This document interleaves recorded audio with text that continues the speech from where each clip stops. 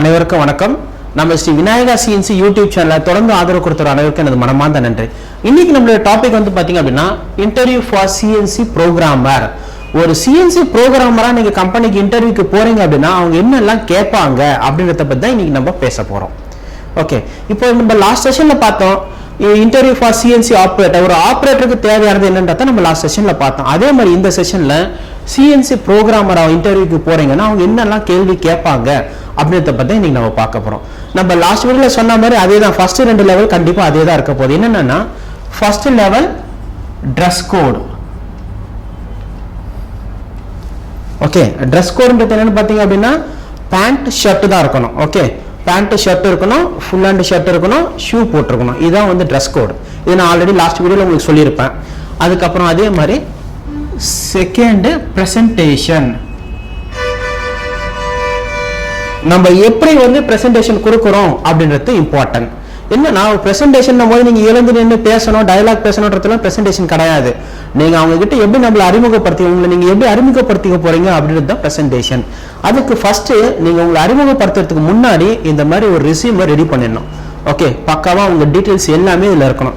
இதுல என்னன்னா ஃபர்ஸ்ட் உங்களோட டீடைல்ஸ் இருக்கணும், அடுத்து வந்து உங்க சர்டிபிகேட்ஸ் இருக்கணும், உங்க 10th mark sheet, diploma mark sheet, இல்ல பிஇ இருந்தா பிஇ மார்க் ஷீட்டு, அதுக்கப்புறம் உங்க எக்ஸ்பீரியன்ஸ் சர்டிபிகேட் கட்டாயம் வைக்கணும். இதுல நீங்க சும்மா நான் இன்னும் கம்பெனில இருந்து எக்ஸ்பீரியன்ஸ் சர்டிபிகேட் வாங்கல சார், அது அங்க இருக்கு சார் இங்க இருக்கு சார்லாம் சொல்லக்கூடாது. பிரசன்டேஷன்ல கண்டிப்பா வந்து நீங்க எந்த கம்பெனில வேலை செஞ்சிருக்கீங்களோ அந்த வேலை செஞ்ச கம்பெனியே இங்க கண்டிப்பா மென்ஷன் பண்ணிருக்கணும். இப்போ எக்ஸாம்பிள் பாத்தீங்க அப்படின்னா இந்த பிரசன்டேஷன்ல நீங்க வந்து 2015 மேல இருந்து 2017 மே இது வரைக்கும் நீங்க வந்து ஒரு கம்பெனில சிஎன்சி ஆபரேட்டரா ஒர்க் பண்ணிருக்கீங்க அப்படின்னா கண்டிப்பா இதுல என்ன ஆபரேஷன் பண்ணிருக்கீங்க. ஓகே, இப்போ எக்ஸாம்பிள் பார்த்தீங்கன்னா 2015 மேல இருந்து 2017 அப்போ 2 வருஷம் நீங்க வேலை செஞ்சிருக்கீங்க ஒரு கம்பெனில. அந்த கம்பெனில என்னெல்லாம் பண்ணீங்க, என்ன ஆபரேஷன்ஸ், என்ன டைப்ஸ் ஆஃப் ஆபரேஷன் நீங்க பண்ணீங்க அப்படின்றது ஒண்ணு. என்ன மிஷின்ல இருக்கு, வாட் கைண்ட் ஆஃப் மிஷின்ஸ், விஎம்சியா சிஎன்சியா, விஎம்சினா எந்த மேக். ஓகே, அதை பத்தி நீங்க மென்ஷன் பண்ணணும். இப்போ சப்போஸ் பேர் ஏஎம்எஸ்ல இருந்திருப்பாங்க, மெக்கினோல இருந்திருப்பாங்க, ஹாஸ்ல எந்த மிஷினோ அது ப்ராப்ளம். எந்த மிஷின்ல வேலை செஞ்சீங்க, அந்த மிஷினுடைய மேக்கு. ஓகே, அதுக்கப்புறம் அதுல என்ன நீங்க ஒர்க் பண்ணீங்க, என்னென்ன வாட் கைண்ட் ஆஃப் ஆபரேஷன்ஸ் நீங்க பண்ணீங்க, உங்க ரெஸ்பான்சிபிலிட்டிஸ் என்ன, அந்த 2 வருஷம் நீங்க ஆபரேட்டரா இருக்கும்போது உங்களுடைய ரெஸ்பான்சிபிலிட்டிஸ் என்ன, அதை பத்தி கட்டாயம் மென்ஷன் பண்ணிருக்கணும். ஓகே, புரியுது நினைச்சிருக்கேன். நெக்ஸ்ட்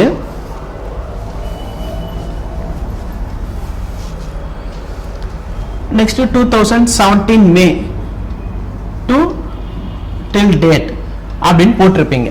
ஓகே, டில் டேட்னா இன்னைக்கு வரைக்கும் நான் இந்த கம்பெனில ஒர்க் பண்றேன் அப்படின்னா. இப்போ என்னன்னா ஆப்ரேட்டரா இருந்தா அடுத்து செட்டரா மாறி இருப்பீங்க. அப்போ செட்டர்ல என்ன மாதிரி ஜாப்ஸ் எல்லாம் நீங்க செட் பண்ணியிருக்கீங்க, ஓகே, அது எந்தெந்த கம்பெனிக்கு செட் பண்ணிருக்கீங்க, எந்தெந்த கம்பெனிக்கு இது பண்ணிருக்கீங்க, மேனுஃபேக்சரிங் பண்ணுங்கன்றது இந்த டீடைல்ஸ் எல்லாம் நீங்க கொடுக்கணும். ஓகே, இதுதான் பிரசன்டேஷன். ஒரு ரெஸ்யூம் நீங்க வந்து அவங்க வந்து இன்டர்வியூ எடுக்கிறவங்க திரும்பி திரும்பி உங்களை கேள்வி கேட்கவே கூடாது. அந்த ரெஸ்யூமை பார்த்து இப்படி படிச்சாலே போதும், உங்களோட ஃபுல் டீடைல்ஸ் அதுல வந்துடணும். ஓகே, எந்த கம்பெனில ஒர்க் பண்ணிருக்கீங்க, எத்தனை வருஷம் ஒர்க் பண்ணிருக்கீங்க, அதுக்குண்டான டீடைல்ஸ் கட்டாயம் பின்னாடி நீங்க வச்சிருக்கணும். ஓகே, உங்க சர்டிபிகேட்ஸ், அதுக்கப்புறம் கட்டாயம் எக்ஸ்பீரியன்ஸ் சர்டிபிகேட் இருக்கணும். நீங்க 2015 2017 வரைக்கும் நீங்க வந்து ஒரு கம்பெனில வேலை செஞ்சிருப்பீங்க, எங்க எக்ஸ்பீரியன்ஸ் சர்டிபிகேட் நான் என்ன சர்டிபிகேட் வாங்கல சார் சில பேர் சொல்லுவாங்க, அப்படின்னா அது ஃபேக்குன்னு அர்த்தம். ஓகே, அதனால இன்டர்வியூ போகும்போது இதெல்லாம் கரெக்டா ப்ரிப்பேர் பண்ணிக்கிறீங்க. ஓகே, இது 2 தான் ஃபர்ஸ்ட் மெயினா பார்ப்பாங்க. First dress code, that is first appearance the best அப்பியரன்ஸ்ன்ற மாதிரி இந்த ட்ரெஸ் கோடு. செகண்ட் நம்மளுடைய பிரசன்டேஷன். ஓகே, இதுக்கு அப்புறம் தான் அவங்க டெக்னிக்கல் क्वेश्चंसக்குள்ளே போவாங்க. ஓகே, அப்போ இப்போ இந்த 2 லெவல் நாம பார்த்தோம். மூணாவது டெக்னிக்கல் क्वेश्चंसக்குள்ள போலாம்.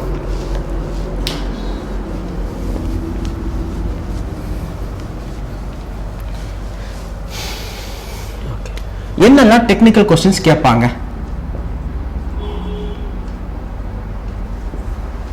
பாத்தீங்கன்னா, ஃபர்ஸ்ட் எடுத்த உடனே உங்களுக்கு என்ன தெரியும், அது என்ன நீங்க ரெஸ்யூம்ல எல்லாத்தையும் போட்டுட்டு இருப்பீங்க. இத்தனை வருஷம் எக்ஸ்பீரியன்ஸ் இருக்கு, நான் ஆப்ரேட்டரா இருந்திருக்கேன், இப்போ செட்டரா இருந்திருக்கேன், இதெல்லாம் ஆப்செட் இருப்பேன், எல்லாம் சொல்லியிருப்பீங்க. அப்போ உங்ககிட்ட அவங்க எப்படி கேட்பாங்க அப்படின்னா டெக்னிக்கல் கொஸ்டின் தான். ஃபர்ஸ்ட் காமனா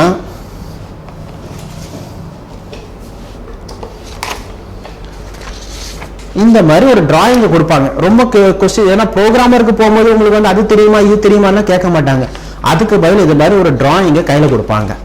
ஓகே, இந்த டிராயிங்க்கு நீங்க ப்ரோக்ராம் பண்ணுங்க அப்படின்னு வாங்க. ஓகே, நீங்க உடனே இந்த டிராயிங்கை பார்த்த உடனே என்ன பண்ணுவீங்க, இந்த மாடு வந்து கூட்டத்தை பார்த்தோன்னா மிரண்டு போற மாதிரி டிராயிங்கை பார்த்தோன்னே சில பேர் மிரண்டுருவாங்க. அதனால அது மாதிரிலாம் அவசரப்படாதீங்க. ஃபர்ஸ்ட் இந்த டிராயிங்கை பொறுமையா ரீட் பண்ணுங்க. இந்த டிராயிங்ல என்ன கொடுத்துருக்காங்கன்றத பரவாயில்ல, ஒரு 10 நிமிஷம் ஆனாலும் சரி, 5 நிமிஷம் ஆனாலும் சரி, நீங்க பொறுமையா அந்த டிராயிங்கை ரீட் பண்ணுங்க. அடுத்து அவங்க கிட்ட நீங்க தான் கொஸ்டின் கேட்கணும். என்ன கேட்கணும் அப்படின்னா, சார் இதுக்கு உண்டான மெட்டீரியல், ரா மெட்டீரியல் இருக்கா சார் அப்படின்னு கேட்கணும். அப்போ அவங்க தெரிஞ்சுப்பாங்க நீங்க வந்து ஸ்கில்டா அன்ஸ்கில்டான்றது. எப்படின்னா, இந்த டிராயிங்கை பார்த்தோன்னு சில பேர் எடுத்தோன்னா ப்ரோக்ராம் எழுதுவாங்க, அது தப்பு. ஓகே, இந்த டிராயிங்கை பார்த்த உடனே ஃபர்ஸ்ட் நீங்க என்ன பண்றீங்க, டிராயிங்கை ஃபர்ஸ்ட் ரீட் பண்ணிட்டு, சார் ரா மெட்டீரியல் இருக்கா சார் இதுக்குன்னு கேட்குறீங்க. ஓகே, அப்பயே வந்து அவங்க கன்ஃபார்ம் பண்ணிட்டாங்க, ஓகே இவருக்கு வந்து எக்ஸ்பீரியன்ஸ் இருக்கு அப்படின்ட்டு. நெக்ஸ்ட் என்ன பண்ணுவாங்க, இந்த மாதிரி ஒரு டிராயிங்கை கொடுப்பாங்க. ஓகே, டிராயிங்கை கொடுப்பாங்க, இல்லைன்னா ரா மெட்டீரியல் கையில் கொடுப்பாங்க. அப்போ என்ன ஆகும், அடுத்து டிராயிங்கை பார்க்குறீங்க, இந்த ரா மெட்டீரியல் பார்க்குறீங்க. ஓகே, செகண்ட் இது முடிஞ்சது. இது முடிஞ்சதுக்கு அப்புறம் என்ன பண்ணுவீங்க, சார் இதில் எந்த ஆப்ரேஷன் நாங்கள் ப்ரோக்ராம் எழுதணும் நான் அப்படின்னு கேட்பீங்க.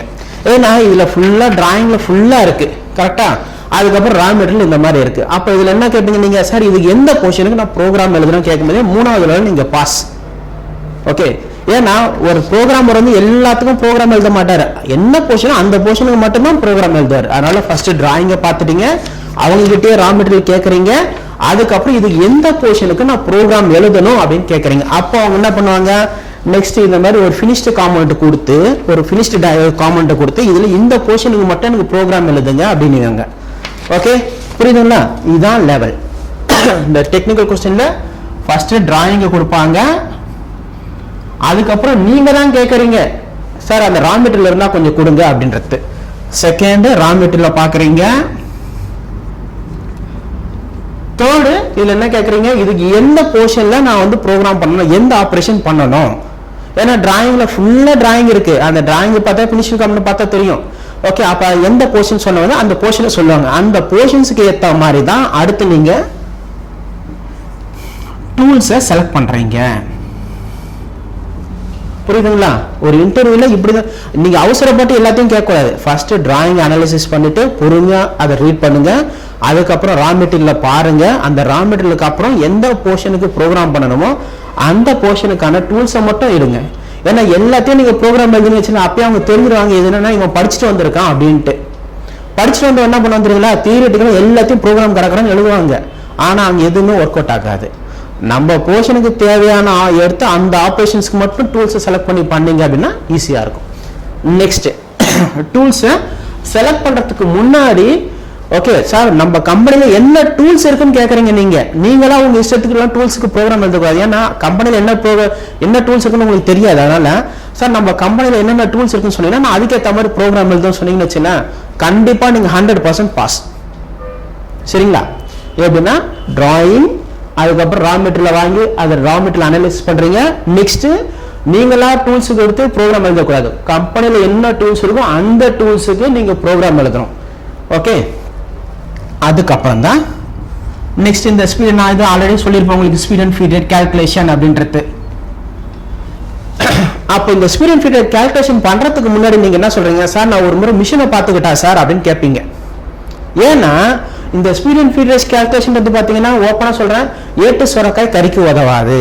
என்னன்னா நீங்க சும்மா இந்த கால்குலேஷன் பண்ணலாம் பண்றீங்க பார்த்தீங்கன்னா அந்த ஃபீட் ரேட், அதெல்லாம் வந்து எதுவுமே நம்ம மிஷினுக்கு உதவாது. நம்ம மிஷினுடைய கண்டிஷன், இப்போ உதாரணத்துக்கு நீங்க பைக்கை ஓட்டுறீங்கன்னா பைக்கோடைய கண்டிஷன் நமக்கு தெரிஞ்சிருக்கணும், ரோடோடைய கண்டிஷன் நமக்கு தெரிஞ்சிருக்கணும், அப்பதான் நம்ம பைக்கை ஓட்ட முடியும் கரெக்டா. அதே மாதிரி தான் இதுவும் இந்த ஸ்பீட் அண்ட் ஃபீட் ரேட்டும் என்னன்னு பாத்தீங்க அப்படின்னா நம்ம வந்து பாத்தீங்கன்னா நார்மலா ஒரு கால்குலேஷன் பண்ணி சொல்லிடுவோம், ஆனா இது வந்து நம்ம மிஷினுக்கு ஏற்ற மாதிரி தான் பண்ண போறோம். அப்போ நீங்க சார் நான் அந்த speed and feed rate calculation கொடுக்கறது மாதிரி சார் நான் ஒரு முறை மிஷினை பார்த்துக்கிட்டா சார் அப்படின்னு நீங்க கேட்டீங்கன்னா ஓகே, அடுத்த லெவலுக்கு நீங்க போறீங்கன்னு அர்த்தம். அதுக்கப்புறம் 5வது செட்டிங். செட்டிங்ல வந்து ஒர்க் ஹோல்டிங் டிவைஸ். சார் நம்ம கம்பெனில நீங்க எப்படி ஃபிக்சர் பண்ணிருக்கீங்கன்னு எனக்கு தெரியாது, அதனால அந்த ஃபிக்சர் சொன்னீங்கன்னா அந்த ஃபிக்சர்ஸ்க்கு ஏற்ற மாதிரி நான் ப்ரோக்ராம் பண்றேன் அப்படின்னு சொல்லுவீங்க.